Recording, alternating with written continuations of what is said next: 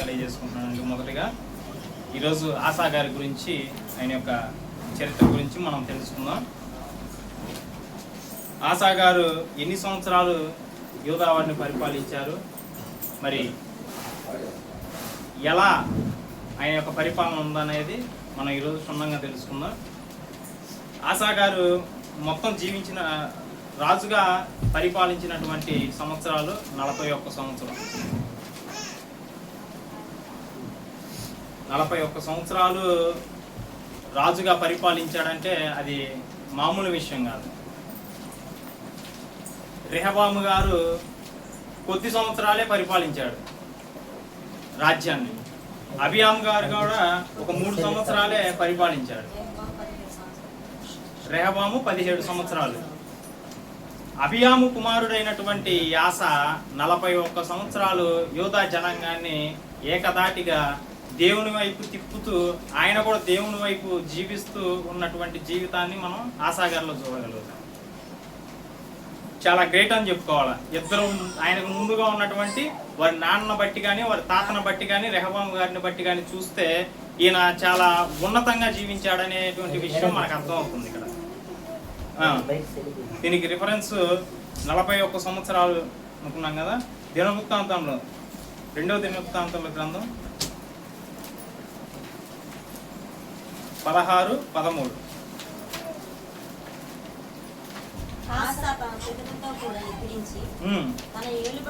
తన ఏలుబడి యందు 41వ సంవత్సరమున వృత్తి నొందగా.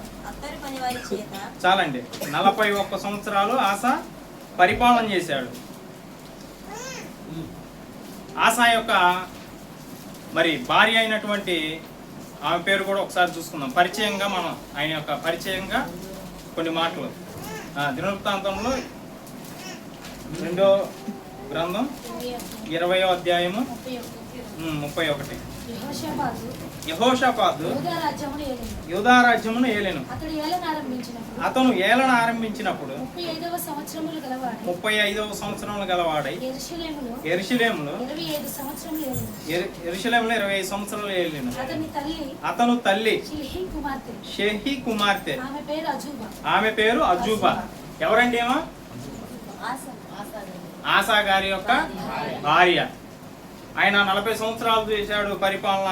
ఆయన భార్య పేరు వచ్చేలకే అజూబా. ఓకే, ఈయన గురించి మనం పూర్తిగా ఎక్కడ చూసుకోగలుగుతామంటే 14 నుంచి 15వ అధ్యాయం, 16వ అధ్యాయం, 3 అధ్యాయాల్లో కూడా ఆయన గురించి స్పష్టత మనకి దొరుకుతుంది. కాబట్టి మీరు ఆ ముద్రింపబడినటువంటి పేపర్లో ఒక రిఫరెన్స్ ముందు చెప్పవచ్చు, నేను వెనక చెప్పవచ్చు, కానీ ఉన్నది మాత్రం అందులో ఉన్నట్టే చెప్తాను. కాబట్టి మీరు ఫాలో అవ్వండి. ఓకే, మొదటి నుంచి చూసుకుందాం. 14 మొదటి నుంచి. అబియా. అబియా అంటే వాళ్ళ తండ్రి, ఆశా యొక్క తండ్రి. తన పితరులతో కూడా నిద్రింపగా జనులు అతనిని దావీదు పట్టణమందు పాతి పెట్టిరి. అతనికి బదులుగా అతని కుమారుడైన ఆశా రాజాయను. అతని దినములలో దేశము 10 సంవత్సరములు నెమ్మదిగా ఉండెను. 10 సంవత్సరాలు నెమ్మదిగా ఉందంటే ఆయన ఎన్నో సంస్కరణలు చేసి ఉండొచ్చు. ఆశ 10 సంవత్సరాలు ఆ యొక్క యుద్ధానికే రాలేదంటే ఎవరు కూడా, అంటే యుద్ధానికి రానప్పుడే దేశం అనేది నెమ్మదిగా ఉంటుందండి. అంటే ఇక్కడ మనకేమర్థం అవుతుందంటే 10 సంవత్సరాలు కూడా యుద్ధం లేకుండా చాలా ఆశీర్వాదకరంగా దేవుని యొక్క నీడలో, కృపలో వారి యొక్క 10 సంవత్సరాలు జరిగినట్లుగా మనకి కనపడుతుంది. 10 సంవత్సరాలు దేశము నెమ్మదిగా ఉండేను. ఆయన చేసినటువంటి ఆ గొప్పతనం ఏంటో కింద చూసుకుందామండి. 10 సంవత్సరాలు నెమ్మదిగా ఉందంటే ఆయన ఏదో చేశాడు. మొత్తానికి ఏం చేశాడయ్యా అంటే ఆశ తన దేవుడైన యెహోవా దృష్టికి అనుకూలముగాను యథార్థముగా నడిచిన వాడై. అనుకూలత, యథార్థత. దేవుడు మొదటిగా మన హృదయాన్ని మనల్ని కోరుకునేది ఏందయ్యా అంటే యథార్థంగా బ్రతకాలి. ప్రతి ఒక్క మనిషి కూడా క్రీస్తునందు యథార్థంగా బ్రతకాలి అనేటువంటి తత్వాన్ని కలిగి ఇక్కడ ఆశా గారు మనకి జీవించినట్లు కనబడుతుంది. అందుకే కాబోలు 10 సంవత్సరాలు దేశం నెమ్మదిగా ఉంది. ఎందుకు? ఆయన యథార్థతగా నడుస్తున్నాడు. మరి హెడ్డే యథార్థతగా ఉన్నాడంటే ఆయన ఉన్నటువంటి కింద ప్రజలు ఏమై ఉంటారు? రాజునే వెంబడిస్తూ ఉంటారు. కాబట్టి ఇదిగో ఒక గొర్రె వెళ్ళింది అనుకోండి ఒక రూట్న, మిగతా గొర్రెలన్నీ కూడా ఒకే రూట్ని వెళ్తూ ఉంటాయి ముందు వెళ్ళినటువంటి గొర్రెను బట్టి. అలాగనే రాజు అయినటువంటి ఆసా గారు యథార్థతను కలిగి జీవించాడు. కాబట్టి ప్రజలందరూ కూడా ఏమయ్యారంటే యథార్థత వైపు ఉన్నారు. ఇప్పుడు ఆస యుద్ధాలకు వెళ్ళాడు అనుకో, ప్రజలు ఏమవుతారు? యుద్ధానికి వెళ్ళాలి. కాబట్టి యుద్ధాన్ని పక్కన పెట్టి ఏమైతే కావాలో అలాంటి సంస్కరణలు అన్ని ఆసా గారు చేసినట్లు మనం చదువుకోగలుగుతాం. ఇప్పుడు అదిగో దేవుడికి ఇష్టమైన కార్యక్రమం అండి ఇది. అన్య దేవతల విగ్రహాలను పడగొట్టేశాడు. ఉన్నత స్థలములను పాడు చేసి ప్రతిమలను పగలగొట్టి ఎక్కడైతే పూజలు విగ్రహారాధన జరుగుతుందో మొత్తం తీసివేసి దేవునికి ఇష్టమైనటువంటి కార్యక్రమాలు జరుగుతున్నాయి ఇక్కడ. అందుకే కాబోలు 10 సంవత్సరాలు దేశం నెమ్మదిగా ఉన్నది.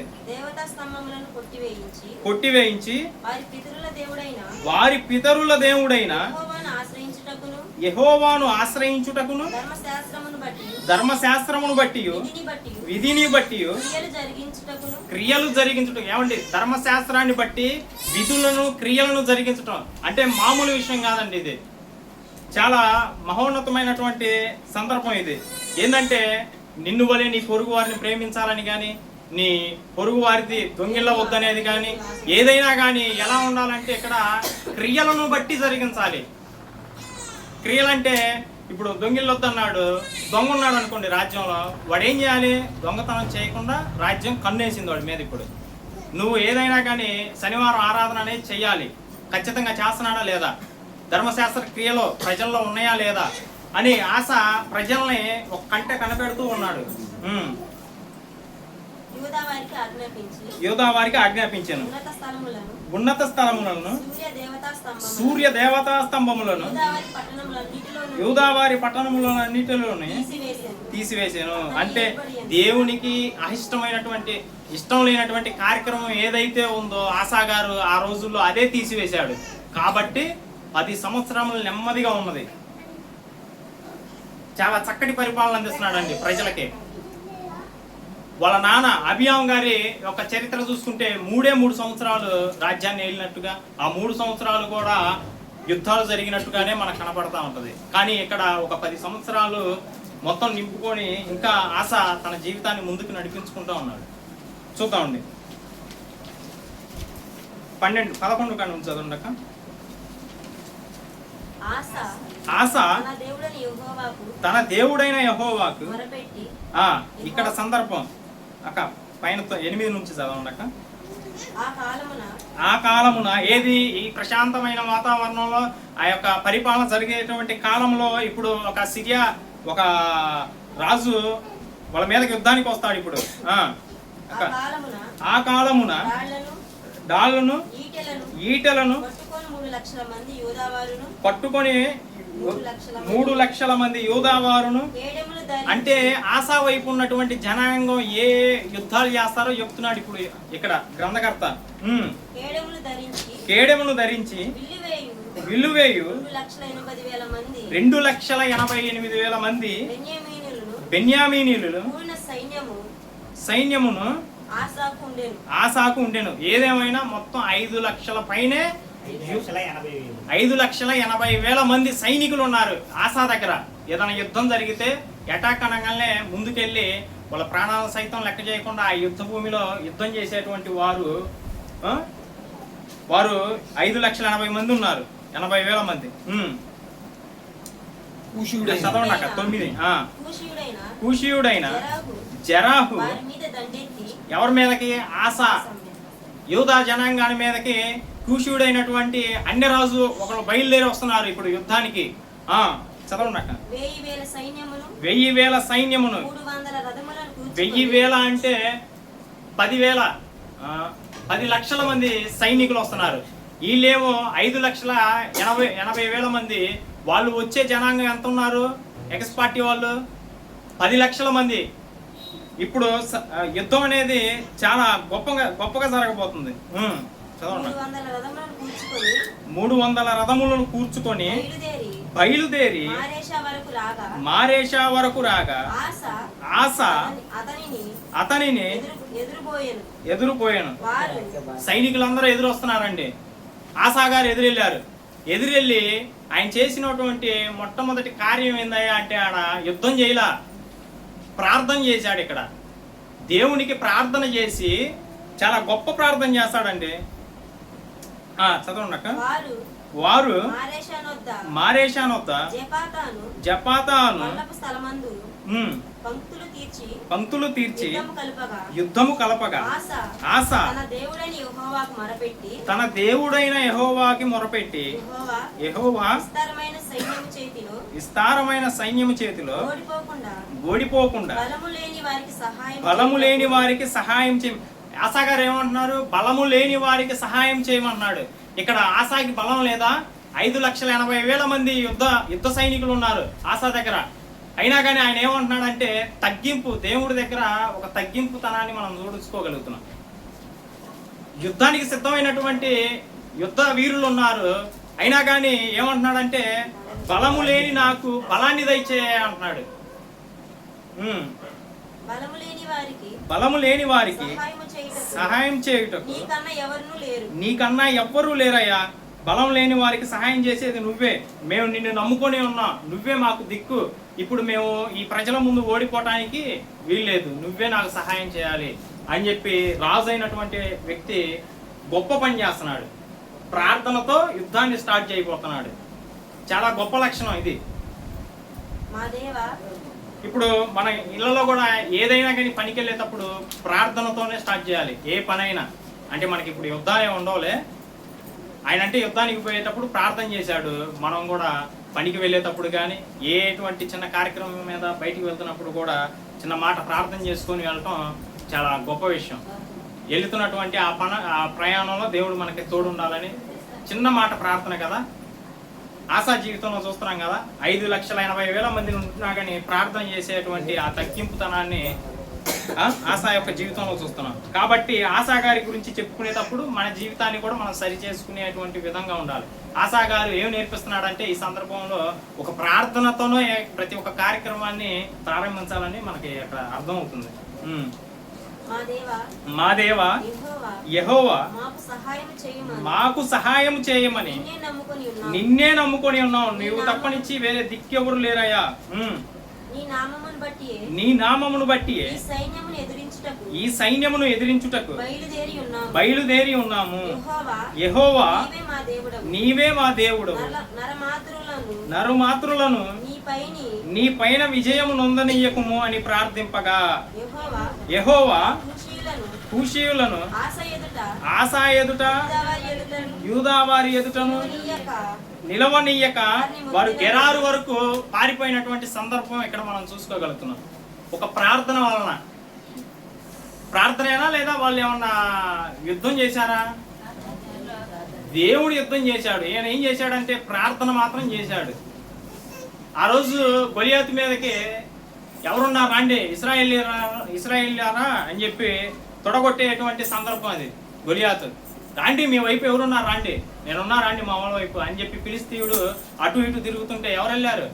దావీదు. ఎంతమంది అండి? ఒక్కడే. వెనక ఎవరున్నారు? ఆయన వెనక దేవుడు ఉన్నాడు. ఇక్కడ కూడా ఆశా గారి వెనక ఈ యొక్క ప్రార్థన సందర్భంలో ఆశా గారు జయాన్ని ఇచ్చినటువంటి గొప్పతనం ఎవరిది? దేవుడిది. దేవుడిని నమ్ముకుంటే ఎవరికి కూడా అన్యాయం చేయడండి. ఇక్కడ ఈ యుద్ధంలో మనం చూసుకోగలుగుతుంది అదే ప్రత్యేకంగా. ఏంటంటే దేవుణ్ణి ముందుంచాడు, వీళ్ళు యుద్ధానికి వెళ్ళారు, విజయం దేవుడు ఇచ్చాడు. మంచి సందర్భం. ఇక్కడ వారు గెరారు వరకు పారిపోయారు. 15 నుంచి చదవండి. మరియు వారు అక్కడ యుద్ధం అయిపోయిన తర్వాత వాళ్ళ యొక్క వస్తువులు కానీ అన్నీ కూడా తీసుకొని వచ్చేస్తారు వీళ్ళు. కింద సందర్భం అంటే డైరెక్ట్ 15 అధ్యాయంలోకి వెళ్ళాక కింద సందర్భం వచ్చాకే పొల్ల సొమ్మును కొంత తీసుకొని వారి యొక్క గ్రామానికి వచ్చేస్తారు.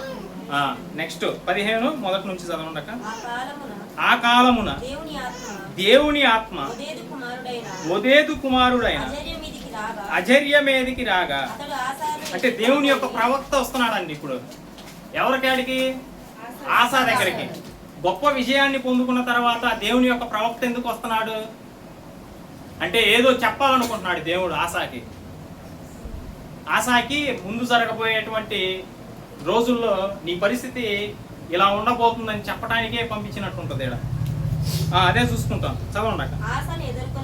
ఆసాని ఎదుర్కొని పోయి ఇలాగూ ప్రకటించను, ఆసా యూదావారులారా బెన్యామీనులారా మీరందరూ నా మాట వినండి. మీరు యెహోవా పక్షము వారైన ఎడల ఆయన మీ పక్షముందును, మీరు ఆయన యొద్ద విచారణ చేసిన ఎడల ఆయన మీకు ప్రత్యక్షమగును. ఇక్కడ ఇశ్రాయేలీయులారా బెన్యామీనులారా మీరు యెహోవా యొద్ద ఉండండి, యెహోవా తట్టు తిరిగి ఉండండి, ఆయన మీ యొద్ద మీ ఎడల ఉంటాడు. అంటే మీరేమో దేవుని తట్టు ఉండండి, దేవుడు మీ తట్టు ఉంటాడు. అంతే కదండి. ఇప్పుడు మనం కూడా దేవుని తట్టు ఉంటున్నాం, దేవుడు మన తట్టు ఉండడండి. దేవుడు ఏమేం చేయమన్నాడు? ఏదైనా యథార్థంగా బ్రతకాలి, నీతి న్యాయాలు జరిగించాలి, ఎదుటి వాడికి మాదిరి చూపించాలి. ఇలాంటి విషయాలు మనం కలిగి జీవిస్తున్నప్పుడు దేవుడు మన పట్ల ఉంటాడా ఉండడా? అదే మరి దేవుడు మన పట్ల ఉండటం, మనం ఆయన పట్ల ఉండటం అంటే అదే. కొన్ని విషయాల్లో మామూలుగా కొన్ని చిన్న సందర్భాలకే చర్చలకు ఆగేటువంటి సహోదరులు ఉన్నారు.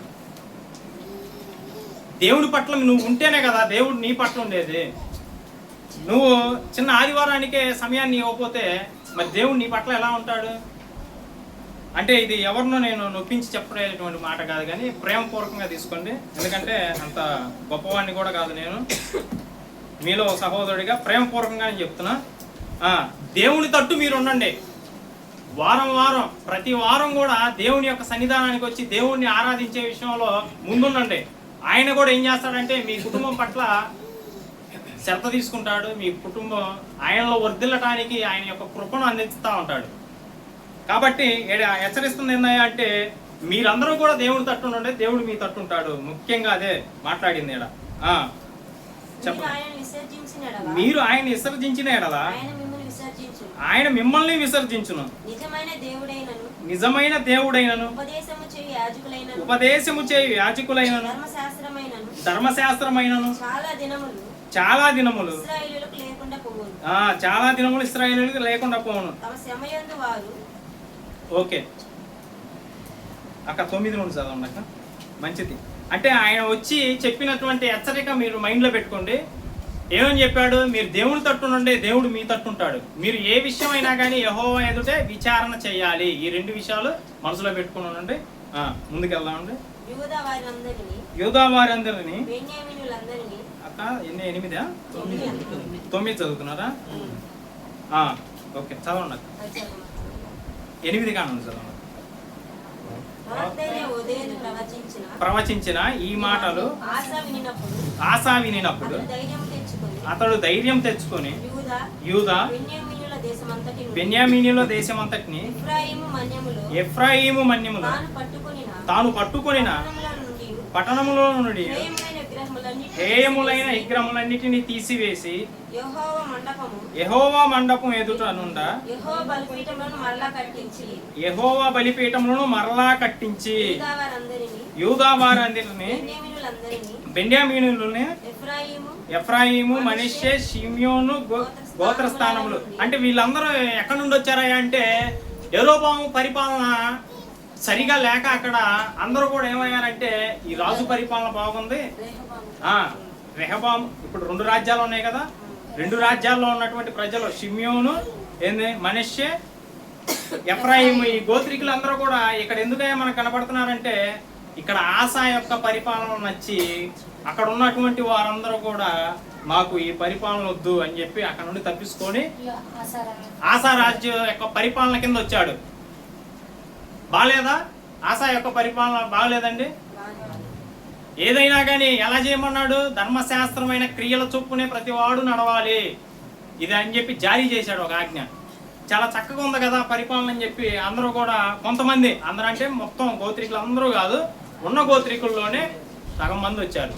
వచ్చిన తర్వాత కింద ఆ రాజు కొన్ని జాగ్రత్తలు తీసుకుంటాడు. ఇక మన ఈ రాజ్యంలో నుండి ఆ రాజ్యానికి ఎవరు పోకూడదు, మనకు లావాదేవీలు కూడా తగ్గిపోతున్నాయి. జనాభా ఎక్కువ ఉంటేనే కదండి లావాదేవీలు వచ్చేది.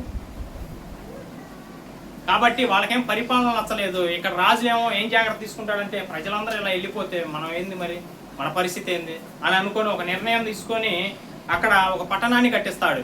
ఎక్కడ వాళ్ళ హద్దులను దాటి ఎవరు అటు పోకుండా ఇటు రాకుండా, అంటే చెక్క పోస్టులు అంటారు చూశారు, అలాంటి చెక్క పోస్ట్ టైప్గా ఒక గ్రామాన్ని కట్టిస్తూ ఉంటాడు. చదవండి 10 నుండి చదవండి. ఆసా ఏలుబడి అందు 15వ సంవత్సరం 3వ నెలన వారు యెరూషలేములో కూడి, అంటే ఇప్పటికి పరిపాలన 15 సంవత్సరాలు అయిందండి. వారు తీసుకొచ్చిన కొల్ల సొమ్ములో నుండి ఆ దినమున 700 ఎద్దులను 7,000 గొర్రెలను యెహోవాకు బలులు అర్పించెను. పూర్ణ హృదయముతోను పూర్ణ ఆత్మతోను తన పితరులైన దేవుడైన యెహోవా యొద్ద తాము విచారణ చేయుదమని విన్నలేమి. అంటే ఒక ఆజ్ఞ, మరొక ఆజ్ఞ జారీ చేస్తున్నారు ఆసా గారు ప్రజలకి. ఏ విషయమైనా కానీ యెహోవా ఎదుటే మనం విచారణ చేయాలి. ఇందాక వచ్చి చెప్పిపోయాడు కదా, అజర్య దేవుని ఆత్మ కలిగి అజర్య వచ్చి ఏం చెప్పాడు, ఏ విషయమైనా దేవుని ఎదుట మీరు విచారణ చేయాలి, దేవుడు ఎదుట మీరు ఉండాలి, ఆయన మీ ఎదుట ఉంటాడు అని చెప్పాడు కదా. అదే సంస్కరణ ఏం చేశాడంటే ఇక్కడ ఎవరైనా కానీ పెద్దలేమి చిన్నలేమి పురుషులేమి ప్రతి ఒక్కరు కూడా యెహోవా యొద్దే విచారణ చెయ్యాలి. ఎందుకంటే దేవుడు నాకు చెప్పాడు కదా అనుకున్నాడు ఆశ. దేవుడు నాకు చెప్పాడు కదా, దేవుని యొక్క ప్రవర్తన పంపించి నాకు ఆయన యొద్దే విచారణ చేయాలన్నాడు. కాబట్టి ఆ మాట నాలో ఉంటే అట్లా ప్రజలందరికీ కూడా తెలియాలిగా. అందుకని ఒక ప్రమాణం లాంటిది అనమాట. మీరందరూ కూడా ప్రజలందరూ కూడా యెహోవా యొద్దే విచారణ చేయాలి, ఏ విషయమైనా సరే ఆయన చెప్పేటువంటి ఆజ్ఞ. పిల్లలే గాని పెద్దలే గాని పురుషులే గాని స్త్రీలే గాని ఇశ్రాయేలీల దేవుడైన యెహోవా యొద్ద విచారణ చేయని అందరికి మరణం విధించుదమని అంటే డిస్కషన్ చేశారు. అంటే ఎవరైతే యెహోవా యొద్ద విచారణ చెయ్యడో వారిని చంపేద్దాం, ఒకటి చంపితే మొత్తానికి భయం వచ్చేసింది అని అనుకున్నాడు ఆయన. కాబట్టి ఎట్టయినా కానీ ఆయన యొక్క చెప్పిన ఆ క్రమంలో వెళ్ళాలని పిల్లల్ని పెద్దల్ని, అంటే పిల్లల్ని కూడా వదలొద్దు అన్నాడండి. ముందుకెళ్దాం ఇంకా. అక్క 15 చదవండి. ఎలాగా పిల్లలు గాని పెద్దలు గాని విచారణ చేయాల్సిందే దేవుని ఎదుట. ఇలా చేసిన తర్వాత యూదా వారందరూ సంతోషించిరి. ఆహా, గొప్ప కార్యం చేశావా రాజా అని చెప్పి సంతోషించారు. వారు పూర్ణ హృదయముతో ప్రమాణము చేసి పూర్ణ మనసుతో ఆయనను వెతికి ఉండేరి కనుక యెహోవా వారికి ప్రత్యక్షమై చుట్టూనున్న దేశస్థులతో యుద్ధములే లేకుండా నెమ్మది కలుగు చేశాడండి ఆశ. ఆ దేవుడు ఆశ ఎదుట. అంటే యుద్ధాలే లేవు అంటే లేవు. ఇంకా మరియు అది గొప్ప ఆశీర్వాదమేనండి. యుద్ధాలు లేకపోతే ఏమైంది, జనులందరూ ప్రశాంతంగా ఉంటారు, సంతోషాలతో ఉంటారు. అక్కడ ఇంకొక విషయం ఏం జరిగిద్దంటే 14 ఏళ్ళు వచ్చాకే వారి యొక్క పట్టణాలను నిర్మించుకుంటూ ఉంటారు. అంటే బిల్డింగ్లు, అంటే కన్స్ట్రక్షన్స్ వర్క్ అనుకోవచ్చు. అంటే ఇల్లు లేని వాళ్ళకి ఇల్లు కట్టియటం కానీ. యుద్ధాలు లేవు కదా, అప్పుడు ఎలా ఉంటారు, ప్రజలందరూ చక్కటి వంటలు చేసుకొని తింటా ప్రశాంతంగా దేవునికి ప్రార్థించుకుంటా, ఇల్లు లేని వాళ్ళు ఇల్లు కట్టుకుంటా అనేటువంటి సబ్జెక్ట్ మొత్తం ఆశా యొక్క పరిపాలన జరిగేది. ఏంటంటే విస్తరణ, ప్రజలందరూ బాగుండాలి అని చెప్పి మంచి నిర్ణయాలు తీసుకుంటాడు. చదవండి 16. మరియు తన తల్లి అయిన మయక అసహ్యమైన ఒక దేవతా స్తంభమును నిలిపినందున ఆమె ఒక పట్టపు దేవి అయి ఉండకుండా. మయాక ఎవరండి? కాదు, రెహబాము యొక్క భార్య, నాయనమ్మ గారు. ఆసా గారికి నాయనమ్మ అవుతారు. కాదక్క చూద్దాండా అక్కడ రాశానా ఆశ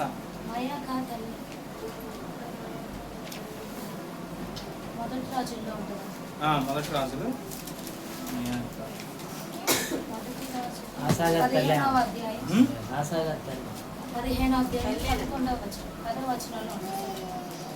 తల్లి అంటున్నారా మయాక కదా ఫుట్ నోట్లో తల్లి అని ఉందా సరే ఏమో నేను చూశాను మామూలుగా రెహబాము గారి యొక్క భార్య అని అవును రెహబాము గారి భార్య అయితే ఏమేమైంది మరి ఆశా గారికి నాయనమ్మయ్య నెహన్ కూడా ఉంది అది వారి నాయనమ్మ ఏం చేసిద్దంటే రెహబాము యొక్క భార్య అంటే అబియాము యొక్క తల్లి అబియాము కుమారుడికి ఏమైందంటే నాయనమ్మ అయితే నాయనమ్మ ఏం చేసిందంటే ఈయన మంచి మంచి సంస్కరణలు చేసుకుంటూ వస్తుంటే దేశంలో గుళ్ళుని గోపురాలను మొత్తం తీసివేసుకొని యెహోవా యొక్క బలిపీఠాలను నిలిపి ఆయన నామాన్ని ప్రతిష్ఠిస్తుంటే ఏమో ఇంట్లో ఏం చేసిందంటే ఒక విగ్రహాన్ని పూజిస్తుందంట దేవతా స్తంభమును నిలిపి ఆమె అక్కడ ఏం చేస్తుందంటే ప్రార్థనలు చేస్తుంది ఆ యొక్క విగ్రహం ముందు కాబట్టి ఆమెని పట్టపదేవి అయి ఉండకుండా అంటే రాజు తర్వాత రాణి పోస్ట్ ఉంటుంది కాబట్టి ఈయన రెహబాం గారు లేరు కాబట్టి పట్టపదేవి అనేటువంటి ఏదో పోస్ట్ ఉంది ఆమె మొత్తానికి రాణి కాబట్టి పోస్ట్ చిన్న పోస్ట్ మారింది ఆ పోస్ట్ కూడా లేకుండా ఏం చేశాడంటే అక్కడ ఉన్న విగ్రహాలన్నీ కూడా చిల్లాచెదరం చేసేసి కిత్రోను వాగు దగ్గర కలిపేస్తాడు సందర్భం చెప్తున్నా చదవండి అక్క ఇప్పుడు 16 నుండి చదవండి అక్క మరియు తన తల్లి అయిన మయాక ఆమె చాలా సందర్భం ఓకే 16 నుండి చదవండి 16ఏనా 16 ఆశ మొదటి నుంచే చదవండి 36వ సంవత్సరమున ఇశ్రాయేలీయుల రాజైన బయెషా యూదా వారి మీద దండెత్తి బయలుదేరి యూదా రాజైన ఆసా యొద్దకు రాగా ఆసా రాజనగరమందును వెండి బంగారమును తీసి చేయు సిరియా రాజుకు అయితే ఇక్కడ చెప్తా ఇక్కడ బయేషా గారు ఉన్నారు బయేషా గారు అక్కడ ఒక ఆ పట్టణం నుంచి వాళ్ళ దగ్గర నుంచి ఆశా దగ్గర కానీ వారి యొక్క పరిపాలనలో కానీ ప్రజలు పోకుండా చూసుకుంటా ఉంటాడు అక్కడ ఒక పట్టణాన్ని కట్టించుకొని సందర్భం చెప్తున్నా ముద్దు గుర్తుగా చెప్తున్నా రిఫరెన్స్లో ఉన్నది గుర్తుపెట్టుకోండి అప్పుడు ఈయన భయపడి ఏం చేస్తాడంటే ఈ బయేషా దెబ్బకి భయపడతాడనే అనుకోవచ్చు ఎందుకంటే రెండో రాజ్యంలో ఉన్నటువంటి ఇశ్రాయేల్ రాజ్యంలో ఫస్ట్ రాజు ఎవరు యెరోబాము తర్వాత వాళ్ళ కొడుకైనటువంటి నాదాబును చంపి బయేషా రాజు అవుతాడు అక్కడ ఏమవుతాడు నాదాబును చంపుతాడు ఆ చంపిన కారణం ఏమో కానీ మొత్తానికి వీడు వాడిని వేసేసాడు రేపు నాకేమన్నా జరిగిద్దేమో అని అనుకుండొచ్చు అంటే తన మనసులో ఏమనుకున్నాడో కానీ భయపడ్డాడు బయేషాకి ఎందుకు భయపడ్డాడంటే నాదాబును చంపి రాజు అయ్యాడు ఇది కారణం అయితే అప్పుడు ఏమైందంటే పక్కన రాజ్యాన్ని పక్క సిరియా రాజుని బెన్హదదుని సంప్రదిస్తాడు ఈ రాజుపై ఆశ ఎవరిని సహాయం అడుగుతాడంటే పక్క అన్యుల రాజుని నాకు సహాయంగా ఉండు ఈ బయేషా నా మీదకి వచ్చేలాగున్నాడు కాబట్టి నేను చెప్పినట్టు నువ్వు చెయ్యి నువ్వు రాజ్యం పై ఎత్తుకురా నేను ఇక్కడ కింద ఎత్తుకొచ్చి ఆ పట్టణం ఏదైతే ఉందో అటు ఇటు పోకుండా వాళ్ళ రాజ్యంలోకి మా వాళ్ళు పోకుండా మా రాజ్యంలోకి వాళ్ళు రాకుండా ఏ పట్టణం అయితే కడుతున్నాడో అవన్నీ కూడా తీసుకొని రావటం జరిగిద్ది కాబట్టి నేను చెప్పినట్టు చెయ్యి అని చెప్పి సిరియా రాజుని ఆశ్రయిస్తాడు ఇక్కడ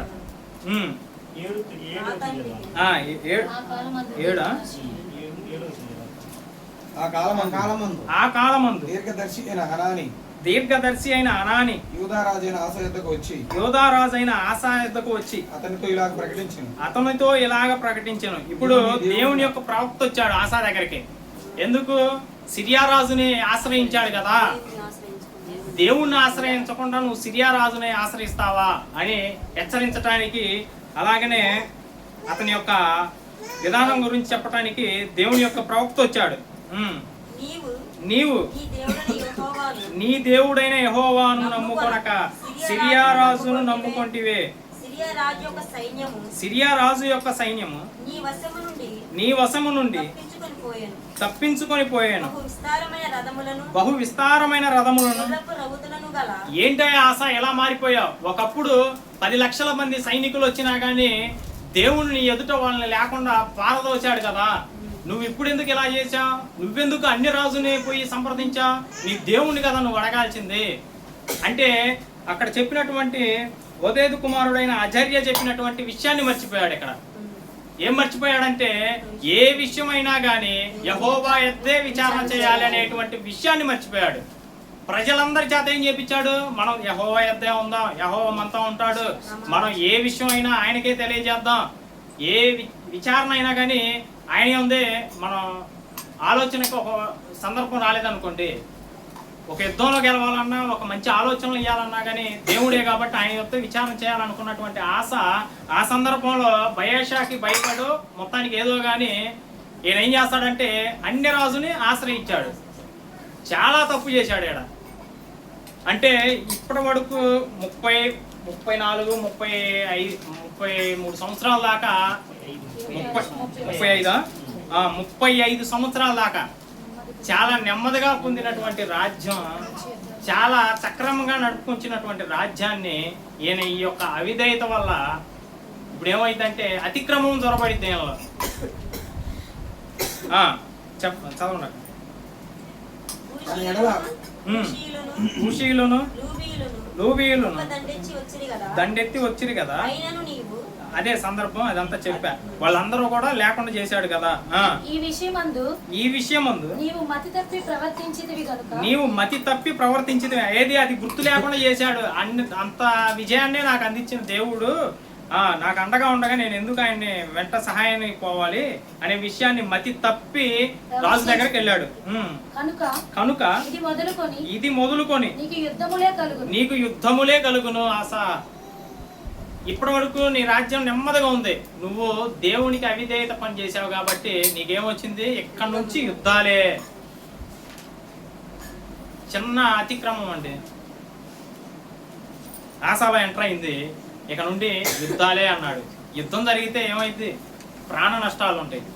కాళ్ళు పోవచ్చు, చేతులు పోవచ్చు, నెమ్మది ఉండదు, సంతోషం ఉండదు, పిల్లలను చూసుకోవటానికి టైం ఉండదు, ఎవడు ఎక్కడొచ్చి చంపుతాడో, మనం ఎప్పుడు పోవాలో వాళ్ళ మీదకి, ఇదేమీ లేకుండా దేవుని యొక్క సన్నిధానంలో చక్కగా జరుగుతున్నటువంటి ఆ యొక్క విధానాన్ని ఆశా గారు తొందరపాటు అనుకోవాలో మరి అదే మతి తప్పి ప్రవర్తించాడు. ఇదే కరెక్ట్. మతి తప్పి ప్రవర్తించినందువలన ఇక నుండి యుద్ధాలే అన్నాడు. ఆ దీర్ఘదర్శి అట్లు ప్రకటించినందుకు ఆశ అతని మీద కోపగించి రౌద్రము చూపి అతనిని బందీగృహంలో వేశాడు. ఇంకా భయంకరమైనటువంటి చెడ్డ పని అండి అది. ఒక ప్రవక్త అంటే రాజుకి దేవునికి ఉన్నటువంటి ఒకే ఒక్క మధ్యవర్తి ఆయన. ప్రవక్త అంటే దేవుని తర్వాత ఇంకా ప్రవక్త ఆ కాలంలో. అలాంటి వ్యక్తిని ఏం చేశాడంటే వాస్తవాన్ని చెప్పినందుకు కోపగించుకొని, ఏంటి యుద్ధాలు కలుగుతాయి నాకు అనేటువంటి ఒక భావంలోకి వెళ్ళి ముందు కోపాన్ని చూపించాడు ఆయన మీద. బందీ గృహంలో వేసాడు, అంటే జైల్లో వేసేసాడు. చాలా చాలా పొరపాట్లు చేస్తున్నాడు. ఇక నుంచి 35 ఏళ్ళు బాగా పరిపాలించాడు. ప్రజలందరూ కూడా నెమ్మదిలో ఉన్నారు. దేవుని కృపలో అందరూ కూడా వర్తిల్లేటువంటి క్రమంలో ఆయన చేస్తున్నటువంటి ఒక అతిక్రమం. ఇదియుగాక ఆ సమయం ఇదే సందర్భంలో దావీదు గారు ఏం చేశారండి? నువ్వు తప్పు చేశావు దావీదు, నువ్వు తప్పు చేశావు అనగానే అయ్యా నన్ను క్షమించాలని చెప్పి పశ్చాత్తాపానికి గురయ్యాడు. దేవుని యొక్క ప్రవక్త వెళ్ళి దావీదు నువ్వు తప్పు చేశావు అనగానే నిజమే ప్రభువా నేను తప్పు చేశాను అని చెప్పి అక్కడికక్కడే కుంగిపోయినటువంటి సందర్భం దావీదు గారిలో మనం చూసుకోగలుగుతున్నాం. ఇక్కడ వచ్చే వాళ్ళకి ఆశా గారిలో అటువంటిది కాని రాట్ల వ్యతిరేక భావన. ఏంటి మాకు యుద్ధాలా, సరే నువ్వు ముందు బయటికి పో చూద్దాం అన్నట్టుంది. ఇంకా తీసుకెళ్ళి ఆయన బందీ గుహంలో వేయటం, దేవునికి వ్యతిరేకంగా మారిపోయాడు. ఇదియుగాక ఆ సమయం ఉంది ఆశ జనులలో కొందరిని బాధపడి ఆయన్నే కాకుండా ఆయన జనాల్లో ఉన్నటువంటి కొంత జనాన్ని బాధపరుస్తున్నాడు. అంటే ఇక శోభలకి వాళ్ళని గురయ్యేలా చేస్తున్నాడు ఆశా గారు.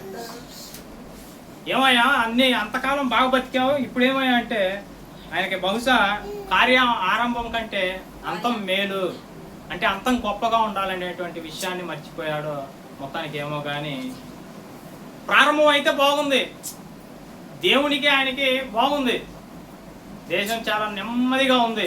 అలాంటి విధానంలో నుంచి అంతకంటే గొప్పగా ఉండాలి కదా అంతం, అంటే చివరి ముగింపు వచ్చాకే దానికంటే గొప్పగా ఉండాల్సింది పోయి ఏమైందంటే కార్య ఆరంభం కంటే అంతం మేలనేటువంటి విషయాన్ని మర్చిపోయి అతిక్రమం అనేది జొరబడింది. ఆశ తన ఏలుబడి యందు 39వ సంవత్సరమున పాదములలో జబ్బు పుట్టి తాను బహు బాధపడినను దాని విషయములలో ఏమండి అతను యెహోవా యొద్ద విచారణ చేయక వైద్యులను సంప్రదించాడు. పాదములలో జబ్బు పెట్టాడు. ఎందుకు? అట్లా అయినా దేవుని నా దగ్గరకు వస్తాడేమో, నా కుమారుడు అంత చేశాడు కదా, రాజ్యాన్ని నెలు పరిపాలించాడు కదా, నాకు ఇష్టంగా బ్రతికాడు కదా, ఆయన మాత్రమే కాదు ప్రతి ఒక్కరిని కూడా ధర్మశాస్త్రాన్ని బట్టి ఆ క్రియలను బట్టి నడుచుకోమన్నాడు కదా, నా కుమారుడు ఇప్పుడైనా తెలుసుకుంటాడేమోనని ఆయన చివరి దినాలలో ఎంత 39వ సంవత్సరాల ఆయన మొత్తం పరిపాలించిన సంవత్సరాలు 41, ఇప్పుడు 39, అంటే చివరి యొక్క ఘట్టానికి చేరుకున్నాం. పాదాలకి జబ్బు పుట్టించాడు. అంటే ఈ జబ్బు దేని వల్ల వచ్చింది అనేది కూడా గ్రహించలేకపోయాడు. అట్టైనా మాట్లాడేమోనని దేవుడు జబ్బు పుట్టాడు. అంటే కొన్ని విషయాల్లో దేవుడు మనల్ని జబ్బు గురి చేయటం కానివ్వండి, ఏదన్నా పరిస్థితుల్లోకి నెట్టివేయటానికి కానివ్వండి, ఇది మనం గ్రహించుకొని మరలా దేవుళ్ళు బ్రతకటానికే కానీ ఏది కూడా ఆయన నుండి వేరైపోవటానికి ఆయన చేయడు. ఆశాన్ని బట్టి మనం చూసుకోగలుగుతాం.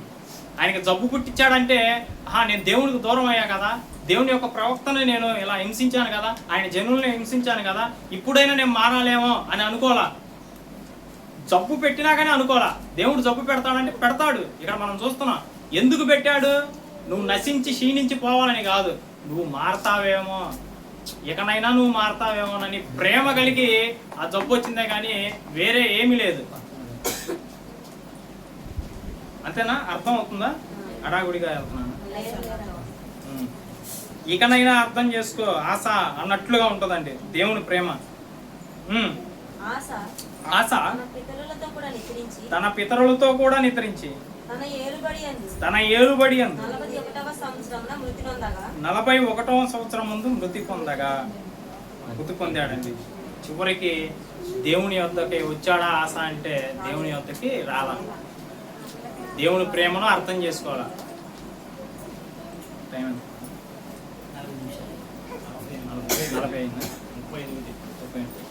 దేవుని యొద్దకు వచ్చాడా అంటే చివరి వరకు కూడా దేవుడు అయితే 2 సంవత్సరాలు చూసామండి. 39న కాళ్ళకు జబ్బు వచ్చింది, 41వ ఏట ఆయన మృతి పొందాడు. అంటే 2 సంవత్సరాలు టైం ఇచ్చాడు. అప్పుడు తెలుసుకుంటాడేమోనని. జబ్బు ఇవ్వగానే చంపేలా ఆశాని.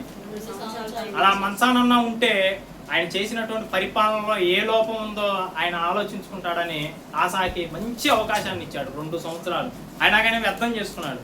దేవుని యొద్దకు రాకుండా వైద్యులను సంప్రదించి ఆయన యొక్క జీవితాన్ని పతనం చేసుకున్నాడు. కాబట్టి ఆశ ద్వారా మనం నేర్చుకున్నది ఏందయ్యా అంటే, మరి ఆశ మునుపు ప్రారంభ స్థితి ఎలా ఉంది, మరి చివరి స్థితి ఎలా ఉంది. కార్య ఆరంభం కంటే అంతం మేలుగా ఉండాలన్నాడు దేవుడు. కానీ ఇక్కడ రివర్స్ చేశాడు ఆశ. కానీ మనం కూడా దీన్ని బట్టి నేర్చుకునేది ఏంటంటే, మొదట్లో టయానికి చర్చికి వస్తాం, టయానికి ఆరాధనకు వస్తాం, టయానికి ఎక్కడ సువార్త పోవటం అంటే అక్కడికి వెళ్ళిపోతాం. అది దూరమా, ఎన్ని కిలోమీటర్లు, ఏ డొంకని వెళ్ళాలి, అది ఎప్పుడు చిన్న పల్లెటూరు అనుకుంటా, ఆడ కరెంట్ ఉంటుందో, ఆడ మంచినీళ్ళు ఉంటాయో, ఇవన్నీ చూసుకోం. బాప్తీసం తీసుకున్న కొత్తలో ఉంటాం అట్ట అడుగుతాం, అసలు అన్న ఏ ఊరు, అప్పుడు అంత దూరం ఆడపోతాం అన్న అని అనుకోమండి. అది ఆరంభం. మరి అంతం ఎలా ఉండాలి? మరి మనకి ఇంకా గొప్పగా ఉండాలి. అప్పుడు 4-5 పక్కన ఉన్నప్పుడు పోయిన మనం ఒక్కడమైనా కానీ చివరి స్థితిలో మనం వెళ్ళాలి. నా పక్కన ఎవరు లేరులే, నా సహోదరులు లేరు, నేను ఒక్కడిని ఆడపోయాను అని అనుకోకూడదు. అది ఘనంగా అంటే అదండి. కానీ దేవునికి ఆటాగారిలాగా దూరం అవ్వకుండా ప్రతి ఒక్కరం కూడా దీన్ని బట్టి హెచ్చరింపబడ్డామని అనుకోండి.